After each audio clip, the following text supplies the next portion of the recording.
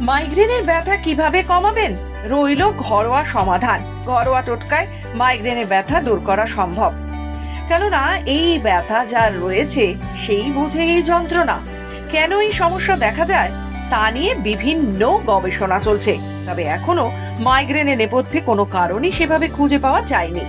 বরং কোনো বিশেষ গন্ধ, কোনো খাবার, আলো, বিশেষ রং, দুশ্চিন্তার মতো জিনিসগুলিতে মাইগ্রেন ট্রিগার করে। শুরু হয় অসহ্য যন্ত্রণা।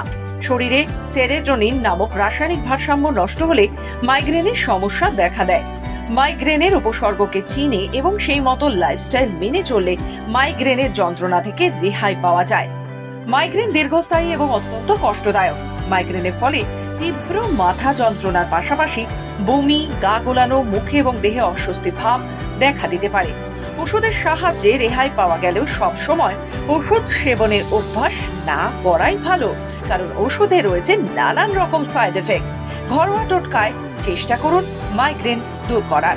জেনে নিন কিভাবে। আঙ্গুরের রস মাইগ্রেন থেকে মুক্তি দিতে সাহায্য করে। সামান্য পরিমাণ জল সহযোগে তাজা আঙ্গুর ব্লেন্ড করে পান করুন এবং মুক্তি পান মাইগ্রেন থেকে। মাইগ্রেন দূর করতে অত্যন্ত কার্যকারী ভূমিকা পালন করে আদা। লেবু ও আদার রস কিংবা আদা চা বা আদা বাটা মাইগ্রেন দূর করতে অত্যন্ত সাহায্যকারী। দারুচিনি আমাদের খাবারের স্বাদ বৃদ্ধির পাশাপাশি মাইগ্রেনও উপশম করে। জলের সঙ্গে দারুচিনির গুঁড়ো মিশিয়ে কপালে মেখে আধ ঘন্টা পর গরম জলে ধুয়ে নিলে কমে যাবে মাইগ্রেনের ব্যথা। মাইগ্রেনের ব্যথা দূর করার সবচেয়ে সহজ উপায় হলো কাউকে মাসাজ করে দিতে বলুন। মাথায় এবং ঘাড়ে মাসাজ করলে রক্ত সঞ্চালন বেড়ে যায়, ফলে আপনি আরাম পাবেন আর মাইগ্রেনের ব্যথাও দূর হবে। এছাড়া মাইগ্রেনের ক্ষেত্রে নাক দিয়ে জল টানার অভ্যাস করুন।